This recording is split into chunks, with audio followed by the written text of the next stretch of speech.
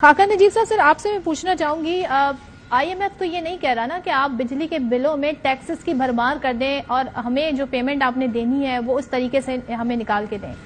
क्या कोई और तरीका नहीं है कि आईएमएफ के भी मामलात चलते रहें और अवाम के ऊपर ये टैक्सेस, जैसे कि मुजम्मिल और यहाँ पर दीगर लोग बात कर रहे हैं कि उनको नहीं मालूम होता कि हम जितने यूनिट यूज कर रहे हैं उसके बाद और मजीद टैक्सेस लग के हमारा बिल क्या बनेगा, नंबर क्या सामने आएगा, तो पहले से कोई प्लानिंग नहीं कर सकते हैं। तो ऐसे ही है डॉक्टर खाका नजीब साहब जी। सदफ, पहली तो ये बात है कि आपके जो डिस्कोज हैं और आपकी जो जनरेशन कंपनीज हैं वो लेके जाती हैं नेपरा के पास कि आपका जो टैरिफ है वो क्या होना चाहिए। आईएमएफ का इससे कतई तौर पे कोई ताल्लुक नहीं है। उसके बाद नेपरा जो है, अगर आप उसको इंडिपेंडेंट रेगुलेटर समझते हैं तो वो एक टैरिफ तय करता है।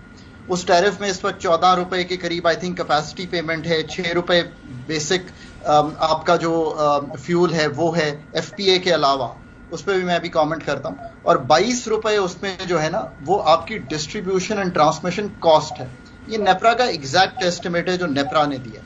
अब इसको समझने की कोशिश करनी चाहिए कि ये इतना बड़ा जो आंसर आ रहा है 22 रुपए का, यहाँ पे असल एफिशिएंसी की गुंजाइश है। कैपेसिटी पाकिस्तान में बहुत ओवर प्ले हो गई है कि ये सारा कैपेसिटी पेमेंट ने क्रिएट किया हुआ है। सो एक तो बात यह है कि आपको ये कलीदी तौर पे तय करना पड़ेगा कि आपको रिस्ट्रिक्ट करना है role of the government to long term policy making and very light kind of a regulation in the country. आपको नए जो प्लांट्स लगाने हैं उनकी ये जो गारंटीड पेमेंट्स है आईपीपीज की, ये उठानी है। आपको जो इस वक्त सब्सिडी दे रहे हैं लोगों को, आई थिंक स्टेट को बुरा कहना बहुत आसान काम है और बहुत वाइडली हो रहा है। मैं सिर्फ एक गुजारिश करूं कि जो इस वक्त 50 स्टेट को बुरा नहीं कह रहे, स्टेट से रिलीफ मांग रहे हैं अवाम कह रहे हैं जब हम टैक्स पे कर रहे हैं तो उसकी रिवॉर्ड में हमें क्या मिल रहा है। तो मैं अभी आपसे गुजारिश करता हूं ना, क्या मिल रहा है जरा समझिए इसको। जो हम कहते हैं ना 50 रुपए की बिजली बनती है, जो 50 यूनिट वाला है उसको वो 4 रुपए की जा रही है, जो 100 यूनिट वाला है उसको 7 रुपए की जा रही है, जो 100 से 200 यूनिट वाला है उसको 10 रुपए की जा रही है। दिस इज ये जो इस वक्त लागू है। ये मैं ये नहीं कह रहा कि उसके ऊपर जो 200 वाला है वो बहुत सी चीजें दे रहा है, मैं उसका भी जिक्र करता हूं।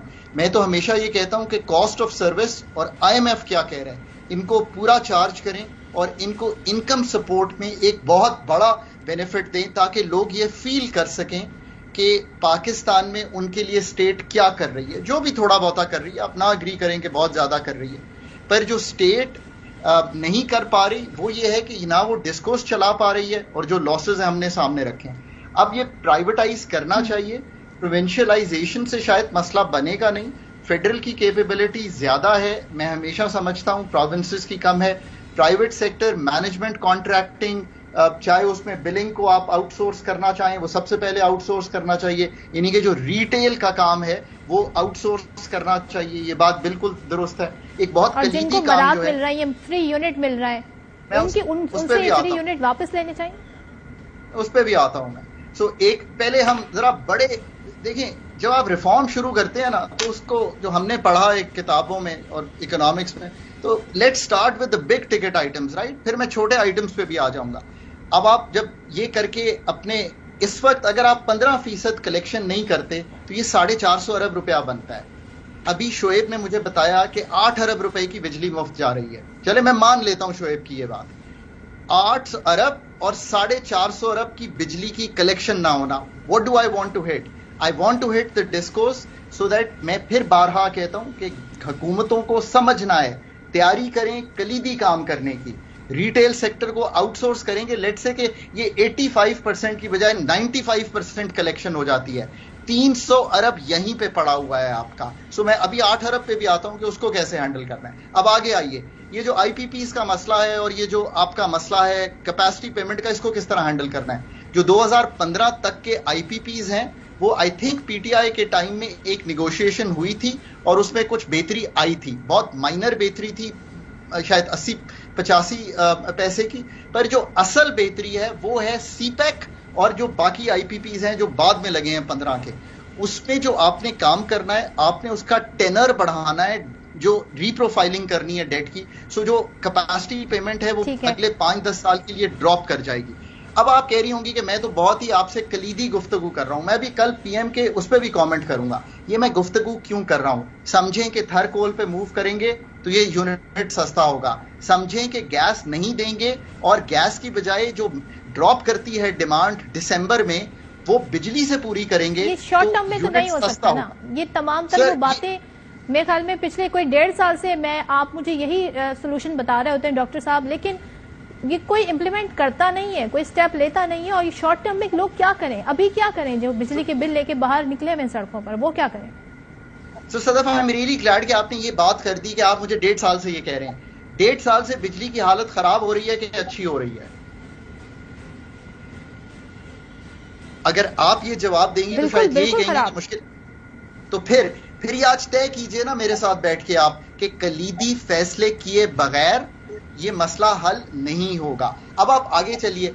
अब जब आपने ये सब कुछ करने की शुरू कर दी और सब्सिडी भी डायरेक्ट लोगों के घर तक पहुंचाई और उनको कहा कि वो डिसाइड करें, तो आप देखेंगी कि जो एटीट्यूड है, जो तर्ज अमल है, वो भी तब्दील होना शुरू हो जाएगा। और आखिर में ऑफ कोर्स जब आप ये आईपीपीज और इन सब से ये तय कर लेंगे, ये मैं बहुत कोई 10 साल मंसूबा नहीं आपको बता रहा, ये आप 1 से 3 साल के अंदर ये एम्बियंस क्रिएट कर सकते हैं। अब आप ये कहें कि जी अब कल क्या करना है? देखिए, कल तो पीएम की मीटिंग है ना, हाँ। उसमें क्या करना है? उसमें बहुत से सॉल्यूशंस आएंगे। Of course there are many people जो कि अपनी कहानी बयान करेंगे। एक जीएसटी है 18% का, उस पर सोचा जा सकता है, आईएमएफ से बात हो सकती है। एक 7.5% इस वक्त बहुत से लोगों को चूंकि 25,000 से ऊपर बिल चले गए तो एक इनकम टैक्स भी लग के आ गया है, उस पर बात की जा सकती है। फिर एक चीज जो स्ट्रेटेजिकली मैं कहता हूं ना कि जब लॉन्ग टर्म काम ना हो रहे हो तो स्ट्रैटेजी को मलहूज़े खाते रखें। उससे क्या मतलब है? उससे मतलब यह है कि अगर आप ये जो अभी ₹2.33 का नेट राइज आ रहा है क्वार्टरली टैरिफ्स में, इसको आप थोड़ा सा स्टैगर कर दें और आगे ले जाएं। नवंबर दिसंबर में थोड़े से बिल्स कम हो जाते हैं, लोगों पे इम्पैक्ट कम हो। और आखिरी बात यह है कि जो बिल्स अभी गए हुए हैं उनको 1 माह या 2 माह के लिए स्टैगर ना करें, उनकी 12 से 14 किस्तें बनाएं ताकि जो रिजन चीज आई है उसको संभाल सकें। चलें, लेट्स सी क्या होता है। शोएब हमारे साथ है। शोएब बताइएगा, ये तमाम तर जो डिस्कशन हो रही है, ये प्लानिंग, इस्लाहात के नाम पे बहुत सारे मंसूबे शुरू किए गए, बहुत सारी बातें की गई। अनफॉर्चुनेटली जब इलेक्टेड हुकूमतें होती हैं तब मामलात डील नहीं किए जाते। अब निगरां हुकूमत में आकर क्या स्कोप रह जाता है निगरां हुकूमत के पास? क्या कर सकते हैं वो? कल क्या हो सकता है? अच्छा, आपका जवाब देने से पहले मैं एक सवाल जो है ना डॉक्टर खकान नजीब से भी करना चाहता हूँ। सब सवाल ये है कि दो मेरे पीपल्स पार्टी के दौर का, नून लीग का दौर का आईएमएफ प्रोग्राम और तहरीक इंसाफ का आईएमएफ प्रोग्राम, इसमें आप पेश थे, तो इम्प्लीमेंटेशन क्यों नहीं हो पा रही थी? और खासतौर पर जिस प्रोग्राम को इस वक्त पीटीआई और पीडीएम ने जो है बड़ा भुगता, उसके तो ड्राफ्ट बनाने वाले भी आप थे, तो उस पर इम्प्लीमेंटेशन क्यों नहीं हो सकी? और जब हफीज शेख साहब फरवरी 2021 में इन चीज़ों को इम्प्लीमेंट कर रहे थे तो फिर उनको क्यों रोका गया था? जो आप लॉन्ग टर्म की बात कर रहे हैं, तो जब आप 3 प्रोग्राम्स के अंदर रहे तो आपने उनको इन लॉन्ग टर्म्स के अंदर इम्प्लीमेंट क्यों नहीं कराया? वहां रुकावट किस तरफ से आ रही थी? सो शोएब, एक तो पहले समझिए, शोएब इस बात को समझने की कोशिश कीजिए कि मैं एक तो पहले प्रोग्राम में नहीं था। मैंने 13-16 का प्रोग्राम जरूर एंकर किया है पाकिस्तान के लिए। और याद रखिए कि पाकिस्तान 23वें प्रोग्राम में है इस वक्त। पाकिस्तान ने अपनी जिंदगी में कभी 23 प्रोग्राम कंप्लीट नहीं किए। ये भी एक मिसनोमर है कि पाकिस्तान ने 23 प्रोग्राम किए। पाकिस्तान ने एक प्रोग्राम कंप्लीट किया, वो 13-16 का प्रोग्राम था और मैं उसकी एंकर टीम में था, एंकर करता था। बहुत कलीदी मेरा रोल था और हमने वो प्रोग्राम पूरा इंप्लीमेंट किया। हमने 250-250 अरब के एक गो में, ये जिसकी जिक्र हो रहा है ना कि इतनी बड़ी मरात टैक्सेस में, वो उड़ाई। सर्कुलर डेट को हम बहुत नीचे ले आए थे उस प्रोग्राम में, जो हम IMF फंड से तय करते थे। आखिर 12 रिव्यूज कंप्लीट हुए और वो भी आउट ऑफ पाकिस्तान हमने कंप्लीट करवाए। बहुत सक्सेसफुली वो प्रोग्राम चला, इसमें कोई शक की गुंजाइश नहीं है। उसके साथ साथ बाकी बहुत से काम पाकिस्तान में हो रहे थे, किसी ने नहीं पाकिस्तान को रोका। इसीलिए मैं कहता हूं शोएब, इसको समझने की कोशिश कीजिए। IMF का programme is a matter of good negotiation, it is nothing else. You need to be very very well prepared. मैं जब तक गवर्नमेंट के साथ था, पीटीआई की भी, तो वो प्रोग्राम साइन किया, वो प्रोग्राम को चलाया, रिव्यू भी कराया। मैं उसके बाद प्रोग्राम के साथ नहीं था। प्रोग्राम जब डीरेल हुआ तो I was not with the programme. लेकिन जाहिर है IMF के पास आप तभी जाते हैं ना जब आपकी मईशत कमजोर होती है।